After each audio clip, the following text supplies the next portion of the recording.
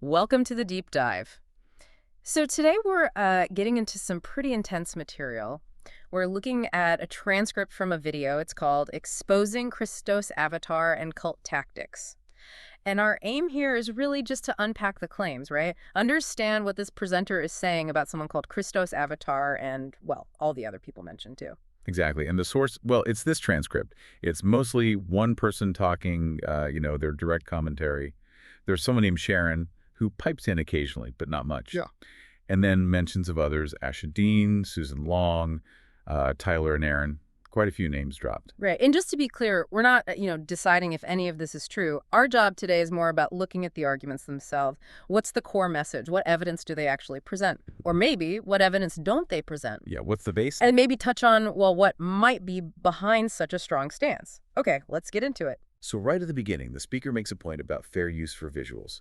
They see the analysis as criticism, transformational work, the goal being, quote, to get people out of this piranha's hands.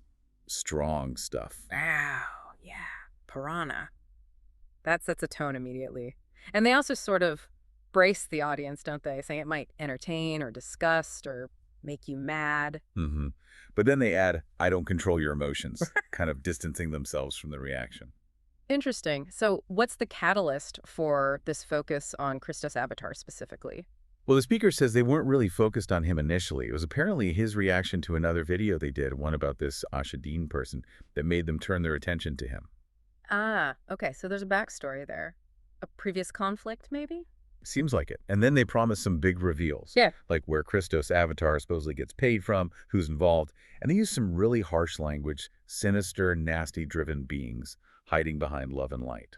Goodness, it's very black and white, very adversarial. And there's a call to action too, right? Oh, yeah, absolutely. They tell listeners, unsubscribe from these people, share the info. The claim is these figures are stopping people from remembering and aren't teaching truth. High stakes. Definitely framing it as urgent. And do they offer any reason why their judgment should be trusted? Well, they mention their own background. They say they've dealt with all sorts of people, athletes, models, musicians. It seems like they're trying to establish themselves as a good judge of character, of authenticity. Right, like I've seen it all. I can spot a fake. Kind of. Mm-hmm. And they briefly mention a comment someone named David apparently made about Christos Avatar's appearance. The speaker uses that to say, see, he's inauthentic. Another piece they're using to build their case. Okay, so that's the setup. Then they get into his alleged response. Yes, exactly. So the speaker starts analyzing an email they claim Christos Avatar sent after that Ashana Dean video, and they jump right on the opening line. Greetings, Holy One. Holy One. Yeah. The speaker immediately says, nope, that's not me, and it's not Sharon either. Just flat out rejects it. So right away, positioning the response as inaccurate or inappropriate. Definitely. Then they challenge this idea that Christos Avatar supposedly said the speaker opened this space to discuss this. How so? The speaker argues back, basically saying, look, just because I posted a video doesn't give you the right to what they call psychologically gaslight and abuse. Okay, so they're feeling attacked by the response itself. Very much so. And they make a point of saying the email came via YouTube comments, which they moderate. Adds a layer about controlling the space, maybe. Possibly. What about these other names? Tyler and Aaron. Ah, yeah. The figure issues a pretty crude challenge to them, telling them to grow a ball. Seriously? Yeah, it strongly implies the speaker thinks they're not being truthful about something in this whole situation. Okay. And others mentioned in the email. Jenny Lee, Nathan. They get dismissed very quickly, like half-assed low-level psychic is one description. Yeah. And mentions of involvement in, well, pretty out-there stuff. Yeah. Reptile AI, secret space narratives, it's all very dismissive. Just completely brushes them aside. Pretty much. Seems like a way to isolate Christos Avatar, maybe. Discredit anyone associated with him. Yeah, that makes sense as a tactic. So does the speaker address the criticisms allegedly in the email about their own tone? They do. They acknowledge Christos Avatar apparently accused them of mockery, name-calling, and visual ridicule. And they list the examples given. Ghoul, demonic eyes, rabbit thing. Wow. And the speaker's defense? They essentially say, yeah, I said those things, and they're accurate descriptions for people who are possessed. Possessed. Okay, so that's a core belief framing their interpretation here. It seems absolutely central. And when Christos Avatar allegedly says there's no evidence-based analysis, the speaker pushes back hard. They claim expertise in frequency medicine and assert the right to judge energy fields based on memory. Frequency medicine and memory. That sounds very subjective, not exactly lab-tested evidence. Right. It raises that question, doesn't it? Yeah. In these kinds of, well, spiritual or metaphysical discussions, what counts as evidence? How do you establish expertise? It's tricky territory. Definitely. What else from the supposed email? The speaker mocks the phrase metaphysical paranoia, guessing it came from ChatGPT. Just another way to undermine the response. Just chipping away at its credibility. Exactly. Then there's the accusation about shifting focus from teachings to character assassination. And the speaker's reply. They basically double down, saying their statements about Ashana Dean, for instance, come from personal knowledge. They use some very strong language to emphasize they know what they're talking about personally. So personal experience trumps everything else. That seems to be the standard here.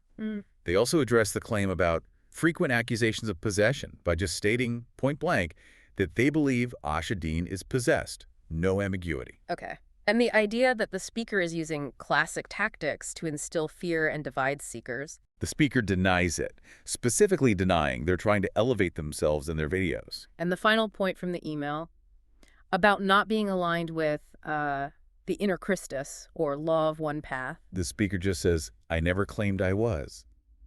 A simple denial. So that whole exchange really sets the stage. It's attack and counterattack based on very different frameworks. Absolutely. And from there, the accusations against Christos Avatar himself get much, much deeper and more complex. Okay, let's get into those deeper claims then. What's the first major one? The speaker asserts Christos Avatar is not sovereign. Instead, they say he's a vessel running what's called inversion code. Inversion code.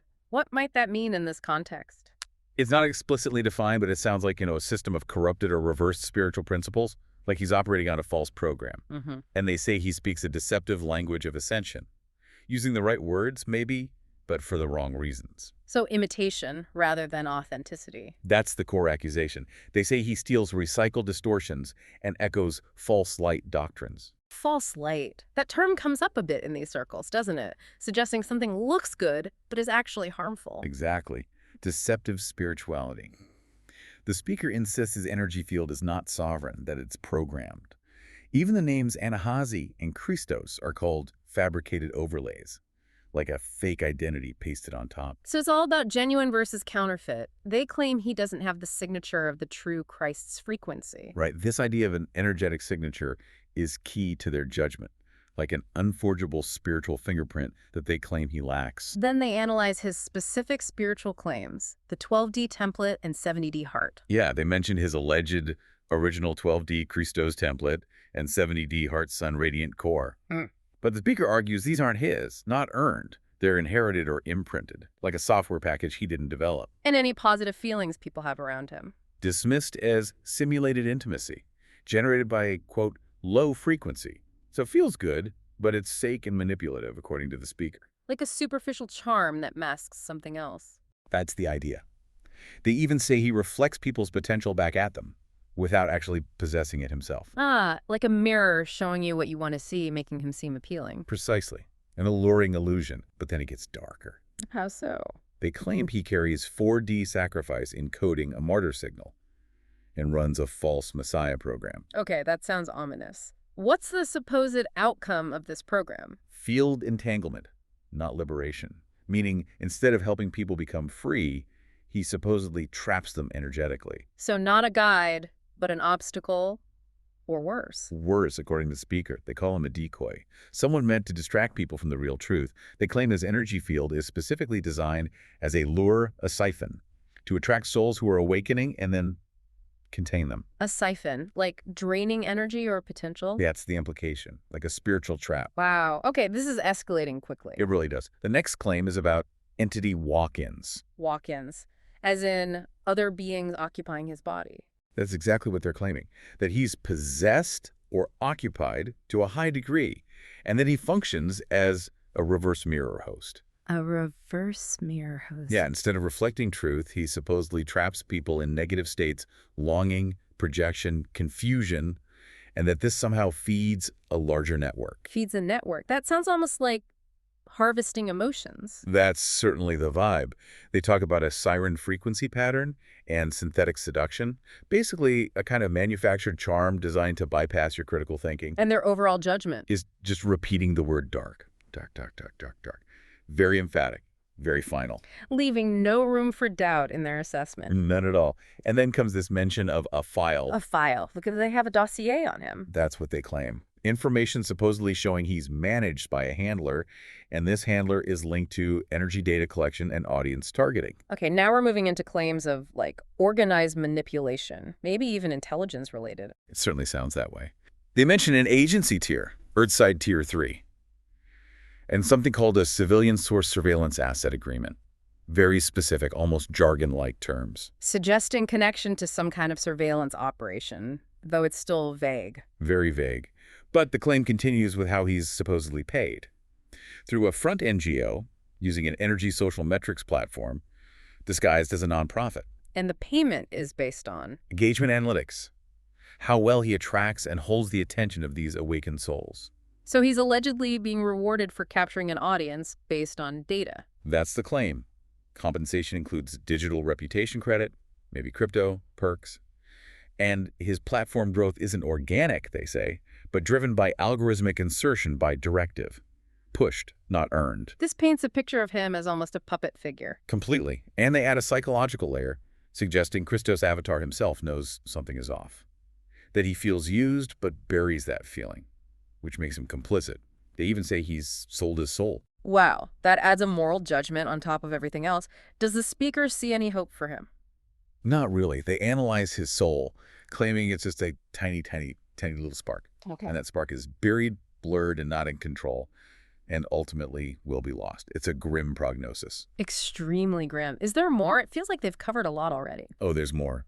They claim his body-soul interface is stitched together with non-organic resonance. Stitched together? That sounds unnatural. Highly unnatural. They link it to an off-world insertion as a placeholder soul. A placeholder soul? For what purpose? Feed disruption and social engineering. They claim he was built to reflect, not to radiate genuine energy. This is getting into really esoteric, almost sci-fi territory, off-world insertions. It is very far out there. And they connect this back to Ashana Dean. His supposed obsession with her work is called shadow emulation, driven by his own inner void, trying to steal her sovereignty, basically. So tying it back to that initial conflict again, a parasitic motive. Exactly. Then they bring in outside groups allegedly influencing him. A mantis group, implanting emotional scripts, feeding him impulses about identity, sexuality, power, rewarding him for causing emotional disruption and stopping people from awakening. So external programmers manipulating his thoughts and feelings? That's the allegation. And even his dreams are manipulated, supposedly, by a dreamscape manipulation faction called OBS, inserting false memories, spiritual visions. Nightly manipulation. That's intense. It is. And finally, they mention an astral surveillance grid, where he's tagged as a relay host, collecting data from people who engage with him, which is stored by agencies like the ACIO. ECIO, that sounds like another specific, possibly obscure reference. It does. And the final piece is that he was supposedly encoded at incarnation with a false 12D imprint by a false light architect, pre-installed as a lure, making him, quote, a walking siren. Wow.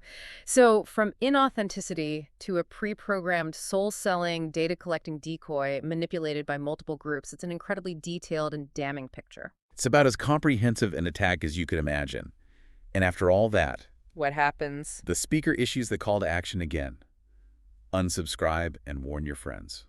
Very direct. And they noticed Sharon, the other person there, had kind of checked out. Yeah, they observed Sharon seemed disconnected during that whole torrent of accusations. Can't entirely blame her, maybe. Then what? A quick mention of interacting with the chat, viewers' comments, and a promise to target other people on this journey to non-truth. So this isn't a one-off attack. It's part of a larger campaign. Seems so. And a final reminder to listeners, sharpen your discernment. Right. Which seems necessary given the nature of these claims. Absolutely. So if we step back and summarize, what we have here is essentially a sustained, vehement assault on Christos Avatar.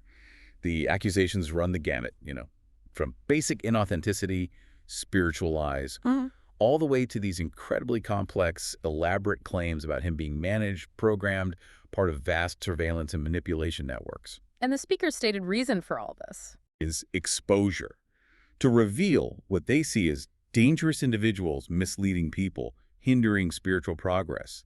They position themselves as a truth teller, someone with special insight. Mm. And it's crucial, I think, for us and for you listening to remember how critical and, frankly, how potentially controversial these claims are. Definitely. These are massive accusations. And as we noted, they mostly lack what you'd call conventional verifiable proof. It relies heavily on the speaker's own authority and interpretation. Which brings us to a final thought, perhaps. When you encounter narratives like this online and they're out there claiming hidden manipulation, secret controllers, false prophets, what does it mean for how we navigate information? Yeah, it's a real challenge, especially in spaces dealing with belief, spirituality, things that are hard to pin down objectively. So maybe the question for you to ponder is, confronted with such strong, opposing viewpoints, often presented with absolute certainty but little concrete evidence, what tools do you use? What does critical thinking even look like in this kind of landscape? It's certainly something to think about. How do you sharpen that discernment the speaker talks about without simply shutting down or accepting everything wholesale? A tricky balance indeed. And definitely food for thought.